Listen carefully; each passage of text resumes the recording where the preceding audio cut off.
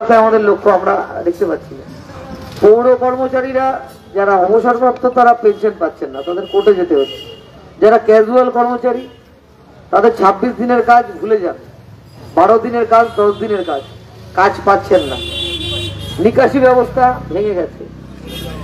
ভাটপাড়া পৌরসভা জুড়ে একটা লুটের রাজত্ব চলছে এবং বলতে খারাপ লাগে যে ভাটপাড়া পৌরসভার যে স্বাস্থ্য ব্যবস্থা ছিল সেটাও ভেঙে গেছে। এবং আপনি যান ভাটপাড়া পৌরসভার মধ্যে ক্যাজুয়াল কর্মীরা কাজ পাচ্ছে না, বকেয়া বেতন পাচ্ছে না, গ্র্যাচুইটির টাকা পাচ্ছে না। বলতে গেলে রাস্তাঘাটের বেহাল অবস্থা, নিকাশি ব্যবস্থা শেষ হয়ে গেছে। ডেঙ্গু একেবারে মহামারীর আকার ধারণ করেছিল ভাটপাড়া পৌরসভায়। আপনি ভাটপাড়া পৌরসভায় গিয়ে কথা বলতে চান, আপনাকে চেয়ারম্যান বলবেন, কাউন্সিলর বলবেন, আর চেয়ারম্যানের উত্তরাধিকারী এই রাম যেমন বনবাসে গেছিল, পাদুকা রেখে গেছিল, ভরত হচ্ছে অযোধ্যা শাসন করবে, তেমন পৌরসভায় গেলে আপনাকে পৌর প্রধানের ছোট ছেলের সাথে কথা বলতে হবে। আমি জানি না সে কাউন্সিলর না কি আছে, তিনি আপনাকে বলবে যে পৌরসভার কোনো টাকা নেই, পৌরসভার কোনো টাকা নেই। পৌর প্রধানের ঘরটা হচ্ছে জীবাণু প্রুফ। জগদ্দলের বিধায়ক, তার জন্য পৌরসভায় ঘর। সব মিলে একটা বেহাল অবস্থা। আমরা জনমত সংগঠিত করব, গোটা ভাটপাড়া পৌরসভার সমস্ত ওয়ার্ডে ওয়ার্ডে মানুষের কাছে যাব, জনমত সংগঠিত করে আমরা পৌরসভায় যাব। Bhatpara state general hospital, multi speciality hospital হয়েছে স্বাস্থ্যে। মুখ্যমন্ত্রী স্বাস্থ্য দপ্তরের পূর্ণমন্ত্রী, সেখানে এখন কুকুর গরু ঘুরে বেড়াচ্ছে। পেটে ব্যথার জন্য গেছে, SOS একটা ওষুধ দেবে, সেই ওষুধ দেওয়ার মতন ডাক্তার হচ্ছে ভাটপাড়া স্টেট জেনারেল হসপিটালে নেই। আমরা সমস্ত মানুষের কাছে এই বিষয়গুলো নিয়ে যাব। এছাড়াও গোটা রাজ্য জুড়ে আমাদের যে লড়াই চলছে, গতকাল 1000 দিন অতিক্রম করেছে চাকরি প্রার্থীদের আন্দোলন। শিক্ষিত যোগ্য চাকরির পরীক্ষায় উত্তীর্ণ ছেলেমেয়েরা তারা কলকাতার রাস্তায় বসে রয়েছে। ছোটবেলায় শুনতাম যে লেখাপড়া করেছে, গাড়ি ঘোড়া চড়েছে, এখন বুঝেছি মমতা বন্দ্যোপাধ্যায় মুখ্যমন্ত্রী থাকলে পরে লেখাপড়া করবে যে, আর ওই কলকাতার রাস্তায় রোদ জল ঠান্ডা বৃষ্টিতে সে পড়ে থাকবে, বসে রয়েছে। দুর্নীতি এবং একেবারে নেতা মন্ত্রীর নাম এর বিরুদ্ধে, এবং দেশ জুড়ে যে বিভাজনের রাজনীতি করছে বিজেপি, দেশ বিক্রির যে রাজনীতি, মানুষকে লড়িয়ে দেওয়া, জিনিসের দাম বৃদ্ধি, তার বিরুদ্ধে আমরা মানুষের কাছে যাচ্ছি, জনমত সংগঠিত করছি।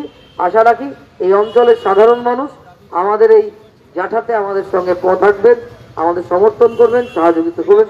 সকলকে ধন্যবাদ। আমাদের এই জাঠা কর্মসূচি যা আজকে শুরু হচ্ছে তার আনুষ্ঠানিক উদ্বোধন করবেন কমরেড নেপালদেব ভট্টাচার্যকে আমি আহ্বান জানাচ্ছি উদ্বোধন করবার জন্য।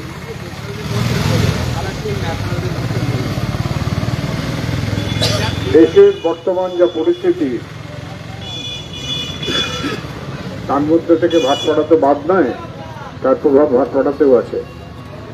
যে অব্যবস্থায় রাজ্য সরকার প্রশাসনের পরিচালনায় আছে, সেই রকমই খারাপ অবস্থা এখানকার প্রশাসনে, অর্থাৎ ভাটপাড়া মিউনিসিপ্যালিটিতে। আপনারা শুনেছেন কি ধরনের অব্যবস্থা চলছে, আমি তার মধ্যে যাচ্ছি না। শুধু এইটাই বলছি যে এখন প্রতিবাদের মাত্রাকে বাড়াতে হবে। এই যে কর্মসূচি, আমি তাকে সাধুবাদ জানাই যে লাগাতার 15-16 দিন ধরে প্রত্যেক শনি রবিবার এই 22টা ওয়ার্ডের তারা প্রতিটা রাস্তা ঘুরে বেড়াবেন। এর মধ্যে অবশ্যই নতুনত্ব আছে, বিশেষত্ব আছে।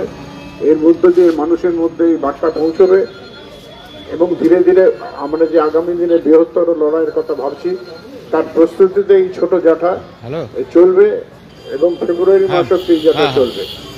আমি আজকের এই জাঠা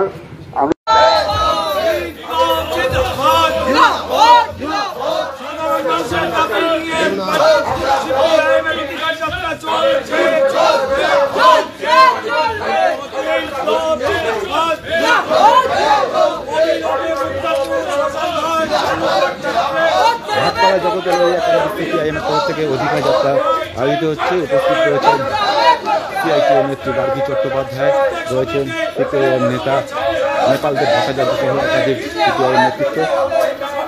মূলত ভাটপাড়া পৌর এলাকায় একাধিক অব্যবস্থা থেকে শুরু করে ভাটপাড়া স্টেট জেনারেল হাসপাতালের মতো অত্যন্ত গুরুত্বপূর্ণ সরকারি হাসপাতালে উন্নত পরিষেবা তৈরি করার দাবিতেই তাদের এই অধিকার যাত্রা। ভাটপাড়া পৌরসভার 2 নম্বর ওয়ার্ডের ভাটপাড়া 22টি ওয়ার্ড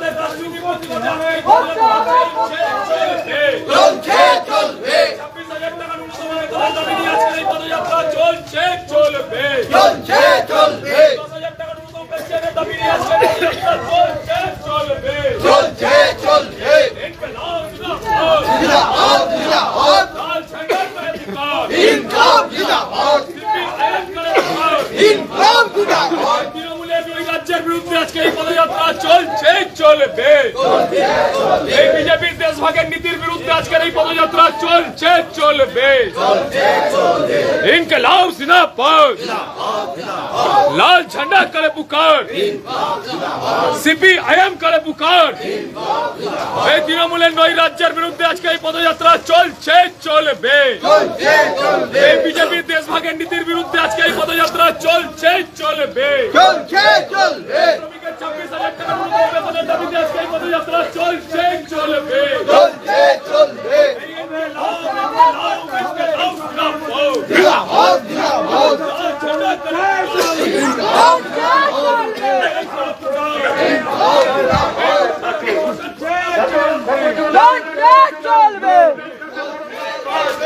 আমরা সাধারণ মানুষের সুখ দুঃখে তাদের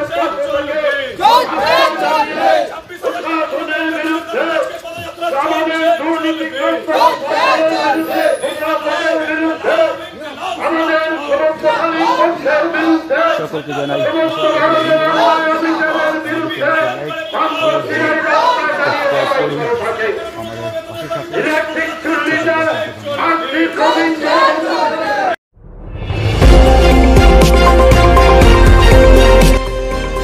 আমার বাংলা, সঙ্গে থাকুন, সঙ্গে রাখুন।